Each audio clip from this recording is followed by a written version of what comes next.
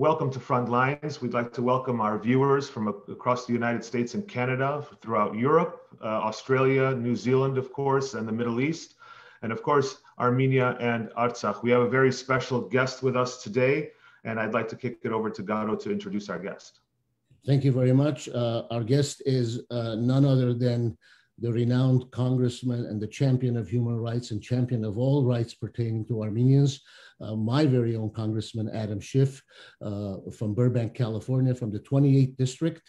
Congressman, welcome. I know you have a very busy day ahead of you, so we'll get right to it. And we really are eager to learn your thoughts about the bipartisan resolution that you co-sponsored, urging the government of Azerbaijan to release the Armenian POWs, which, as you know, the Human Rights Watch and others have been calling for. So please, your thoughts and welcome again. Well, thank you very much. It's great to join you and wonderful to see you again. I introduced the resolution, I guess it was probably about a month ago. We're up to 40 bipartisan co-sponsors on it, and it calls for the immediate release of these Armenian POWs that are being illegally held by Azerbaijan. Could be as many as 200 or more that are still in captivity. And what is most alarming is that some of the POWs who we know were in Azerbaijani custody we're not able to account for anymore in terms of where they are or what may have happened to them. We do know that, and this has been documented by human rights organizations, Armenian prisoners have been tortured. They have been kicked and beaten. They've been prodded with hot and sharp metal rods. They've been burned with cigarette lighters, and many of them have incurred very serious injuries, not just before their captivity, but during their captivity. And this is, of course, a violation of the Geneva Convention. It's a war crime. And those responsible need to be brought to justice. But the most immediate thing we need to do is we need to make sure that these POWs are released. Congressman Schiff, thank you again for joining us. And as you know, the Day of Remembrance of the Armenian Genocide is only days away.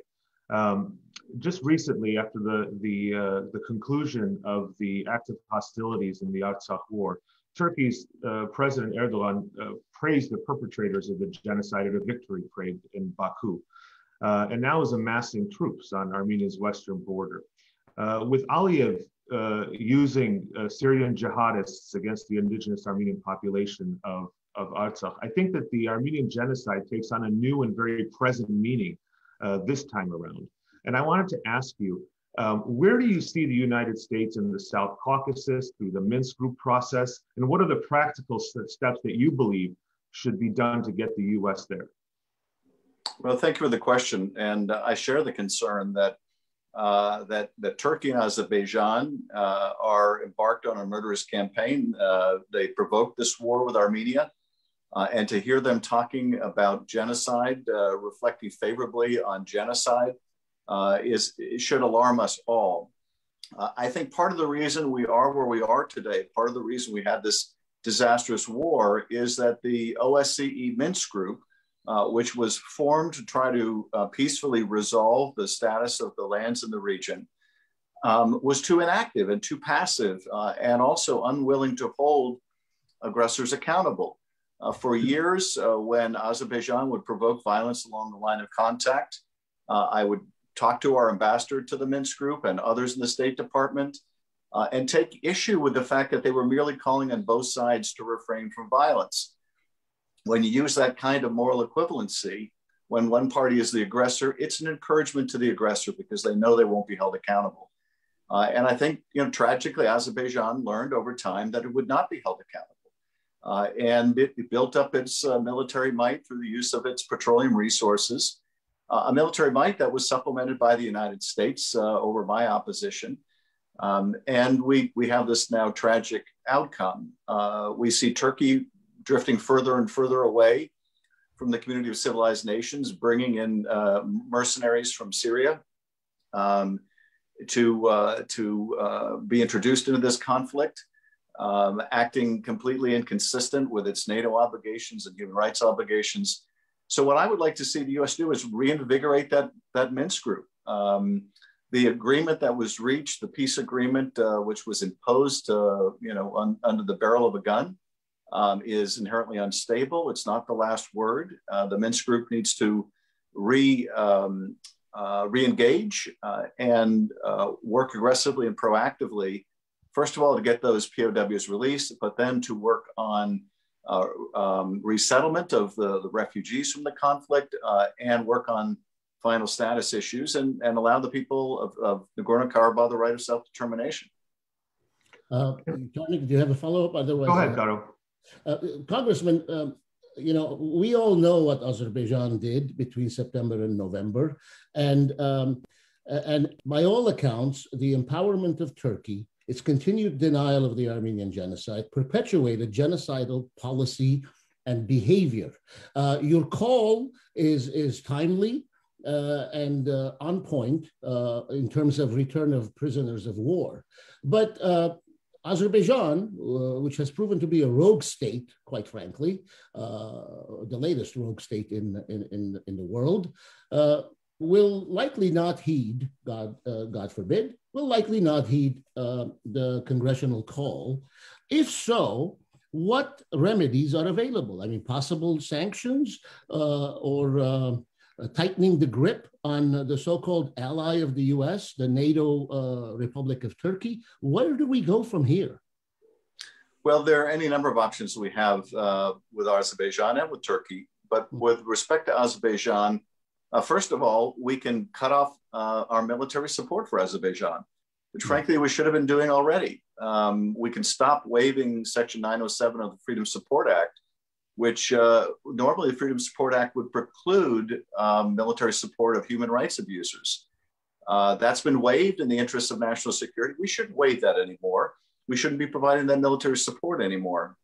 That would certainly get Azerbaijan's attention. But I think we need to go further than that. There are sanction remedies available, like the Global Magnitsky Act. So any of those that were involved in the beating or torture of Armenian prisoners of war can be sanctioned by the United States. And so I think we use every instrument of our power and our diplomacy to make sure that these POWs are returned and everyone is accounted for. With respect to Turkey, we're going to have to reevaluate the entire relationship with Turkey. Turkey is looking less and less like a NATO ally and more like an ally of the Russians, and purchasing air defense systems that are incompatible with NATO, and operating in many other ways that are incompatible with NATO. And so at a certain point, you have to say, when an ally is not acting like an ally, that you really need to reevaluate the relationship. Congressman Schiff, I have a question just in terms of kind of tying the last 100 years and connecting the dots in some respects. We have the same perpetrators, the same target population, and really the same purpose and the same real overriding fear of impunity.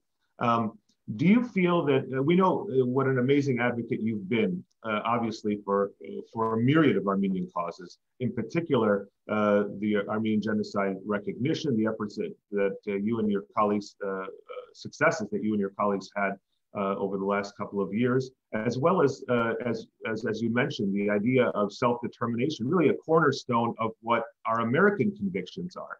Do you believe that your colleagues sufficiently see the connection between what was perpetrated 100 years ago, that policy of Armenophobia and hatred against Armenians that's being perpetuated today, both in Turkey and Azerbaijan? And do you think that connection is an important connection for American politicians and the American public to really understand? I think it's an enormously important connection to understand. I certainly have subscribed to the terrible truism that those who don't learn history are forced to repeat it. But I have to tell you, and this underscores the importance of the work that you're doing, I don't think that most of my colleagues see the connection between 100 years ago and today. Now, we've done a lot in terms of education on the Armenian genocide. I've been carrying that resolution for 20 years. We finally got it passed in the last session. It was passed overwhelmingly with over 400 votes, bipartisan votes in the House, and a voice vote in the Senate. And that's real progress. So I think people recognize, increasingly members recognize the history, but do they see the connection between that history and what we just witnessed in this brutal war? And I would have to say probably most do not. And so that's the challenge for us, is to inform people about how the past is not past, it's never really over. And these same hatreds persist, these dangerous hatreds.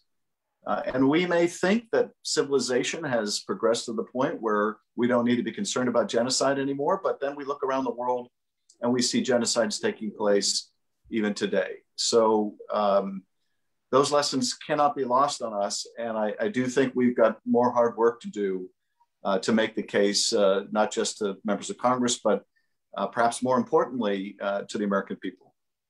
Congressman, that begs the question.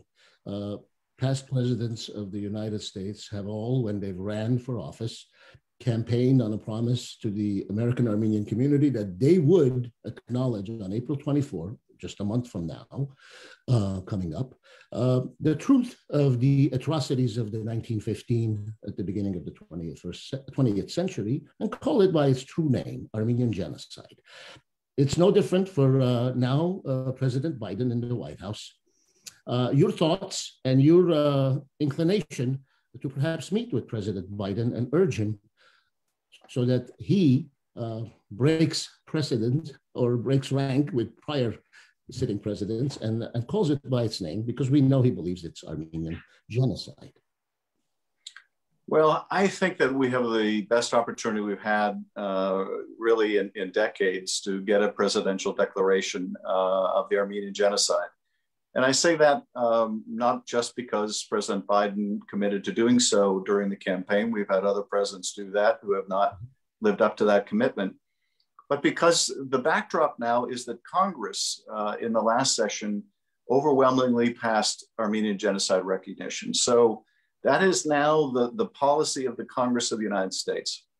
And I think that makes it a lot easier for the president to follow the Congress in the president's own recognition. I also think that the fears that people had of alienating Turkey, which has been the primary restraint against recognizing the genocide, are much diminished in light of Turkey's increasingly dangerous, erratic, autocratic behavior. And so those forces are less powerful to stay our hand. Now, they still exist to some degree, and there will be those probably within the administration and outside the administration who are urging the president not to recognize the genocide, but there are a lot of voices that will be urging him to do so. And I've already been engaging with them, and I'm going to continue, and I'm going to seek an audience with the President of the United States to try to personally make the case.